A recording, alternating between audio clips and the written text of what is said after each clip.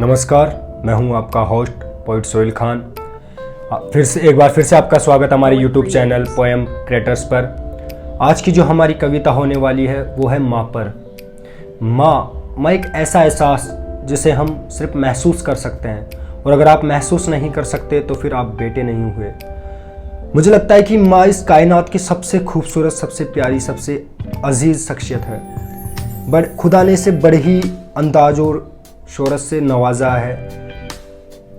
माँ, एक छोटा बच्चा जो होता है, बेशक वो दिन भर खेल कूद करके, दौड़ धूप करके रह लेता है, लेकिन जैसे ही उसको भूख की खलास होती है, भूख की चाहत होती है, तो वो माँ माँ पुकारने लगता है, क्योंकि उसे पता है, और ये हम सब जानते हैं कि परिवार में एक माँ ही होती है जो अपने बच्चे की भूख प्यास को समझती है।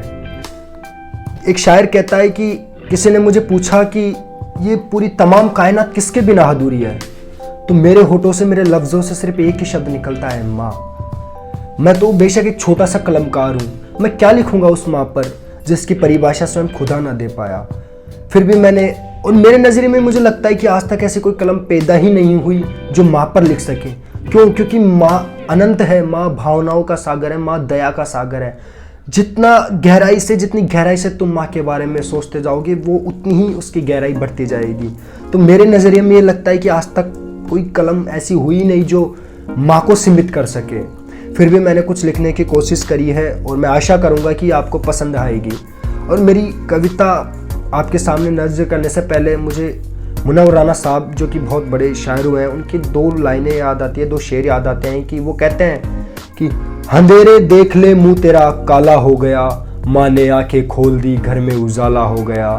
वो कहते हैं कि मेरी ख्वाहिश है कि मैं फिर से फरिश्ता हो जाऊं, माँ से इस तरह लिपट जाऊं कि बच्चा हो जाऊं, माँ से इस तरह लिपट जाऊं कि बच्चा हो जाऊं। तो शुरू करते हैं कि गर्मी की छाँव तो सर्दी की मावट हो, गर्मी की छाँव तो सर्दी की मावट हो, और क्या लिखूँ माँ तुम पर, तुम ही तो मेरी लिखावट हो, तुम ही तो मेरी लिखावट हो।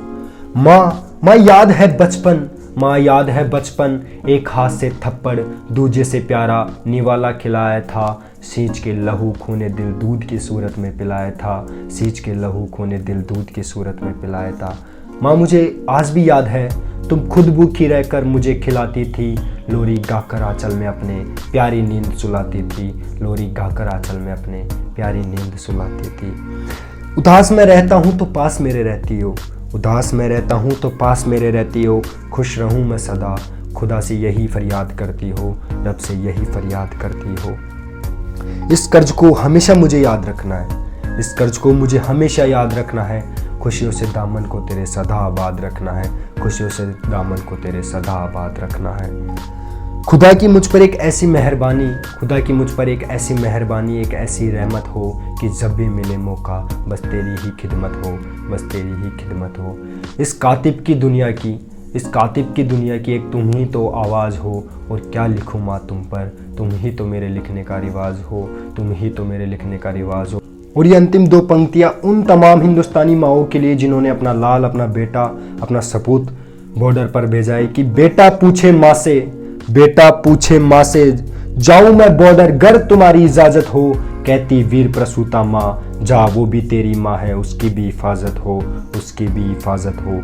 मैं आशा करूँगा कि ये जो मेरी नज़्म है ये आपको बहुत पसंद आई होगी। तो बस आपसे एक ही रिक्वेस्ट करता हूँ कि हमारे चैनल को लाइक कीजिए, शेयर कीजिए और अपने दोस्तों के साथ शेयर कीजिए। जय हिंद, जय भारत।